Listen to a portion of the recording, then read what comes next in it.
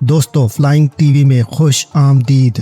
دوستو سویل جنوبی اسپین میں اندلس کی خود مختار کمیونٹی کا دارالحکومت اور سب سے بڑا شہر ہے۔ یہ دریائے گواڈلکویر کے کنارے واقع ہے۔ اس شہر کی ایک بھرپور تاریخ اور متحرک ثقافتی پس منظر ہے۔ سویل اسپین کے سب سے مشہور، شاندار اور خوبصورت شہروں میں سے ایک ہے۔ یہ اندلس کا دارالحکومت ہے۔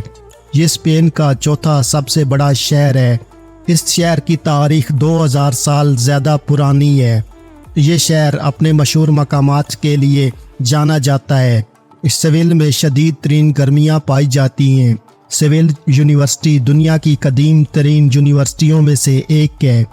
یہ شہر اپنے سنگ ترے کے درختوں کے لیے مشہور ہے۔ شہر کی سڑکیں ان خوشبودار درختوں سے بھری ہیں۔ دنیا کا سب سے بڑا گوتھک کیتھیڈرل سویل میں موجود ہے۔ یہ شاندار ڈھانچہ دنیا کا سب سے بڑا گوتھک کیتھیڈرل اور کسی بھی قسم کا دنیا میں چوتھا سب سے بڑا چرچ ہے۔ اس چرچ کی تعمیر 16ویں صدی کے اوائل میں ہوئی۔ یہ رومن کیتھولک چرچ 11,520 مربع فٹ پر پھیلا ہے اور چرچ کا شاندار ٹاور 104.5 میٹر اونچا ہے۔ سویل میں 3 عالمی ثقافتی ورثہ سائٹس موجود ہیں۔ سویل کا کیتھیڈرل گوتھک فن تعمیر کا ایک شاندار نمونہ اور رومن کیتھولک کا ایک خزانہ ہے۔ الکازار ایک شاہی محل ہے جسے آج بھی شاہی خاندان استعمال کرتا ہے اور 14ویں صدی میں کاسٹیلین عیسائیوں کے ذریعے محل کی تعمیر سے پہلے ایک قلعے کے طور پر اس کا آغاز ہوا، جس میں ہسپانوی سلطنت کی بے پناہ قیمتی دستاویزات موجود ہیں۔ گیم آف تھرونز اور سٹار وارز کی شوٹنگ بھی اسی شاندار تاریخی شہر میں کی گئی۔ سویل میلہ تمام ہسپانوی فیسٹیولز میں سب سے مشہور ہے۔ یہ فیسٹیول 1846 سے منایا جا رہا ہے۔ سویل کے کیتھیڈرل میں مشہور ایکسپلورر کرسٹوفر کولمبس کو سپرد خاک کیا گیا ہے۔ 1505 میں اس کی موت کے بعد کولمبس کو پہلی بار یہاں پر دفن کیا گیا۔ سویل دنیا کے سب سے بڑے گوتھک کیتھیڈرل کا گھر ہے۔ سویل میں 3 عالمی ثقافتی ورثہ سائٹس موجود ہیں۔ سویل کرسٹوفر کولمبس کی آخری آرام گاہ ہے۔ سویل کی ایک لمبی تاریخ ہے جس پر رومیوں، موروں اور عیسائیوں کے اثرات شامل ہیں۔ اس شہر نے 15ویں اور 16ویں صدی میں ایکسپلوریشن کے دور میں ایک اہم کردار ادا کیا، جو امریکہ کے ساتھ تجارت کے لیے ایک اہم بندرگاہ کے طور پر کام کرتا تھا۔ اس شہر میں بحر روم کی آب و ہوا ہے، جہاں پر گرم گرمیاں اور ہلکی سردیاں ہوتی ہیں۔ یہ شہر اپنی شدید گرمی کی وجہ سے جانا جاتا ہے، جہاں پر 40 ڈگری سیلسیس تک ٹیمپریچر چلا جاتا ہے۔ کرسٹوفر کولمبس کا مقبرہ سویل کیتھیڈرل کے اندر واقع ہے۔ پلازا دی اسپانیا، یہ عظیم و شان عمارت 1929 کی آئبرو امریکن ایکسپوزیشن کے لیے بنائی گئی تھی۔ یہ ایک نیم سرکاری عمارت جو اسپین کی 4 قدیم سلطنتوں کی نمائندگی کرتی ہے، سول ایکسپلوریشن کے دور میں ایک اہم بندرگاہ تھی۔ یہ شہر 8ویں صدی قبل از مسیح کے آس پاس رومی شہر کے طور پر قائم کیا گیا تھا۔ رومن حکمرانی کے تحت یہ ایک اہم تجارتی مرکز تھا جس نے آئیبیرین جزیرہ نما کو بقیہ رومی سلطنت سے ملایا۔ 711 عیسوی میں طارق ابن زیاد کی قیادت میں عربوں نے اس شہر کو فتح کیا۔ سویل 10ویں صدی میں اپنے عروج پر پہنچ کر مورش حکمرانی کے تحت اسلامی ثقافت کا ایک اہم نمایاں مرکز بن گیا تھا۔ 13ویں صدی کے دوران یہ دوبارہ عیسائی اثر و رسوخ کے اندر آ گیا۔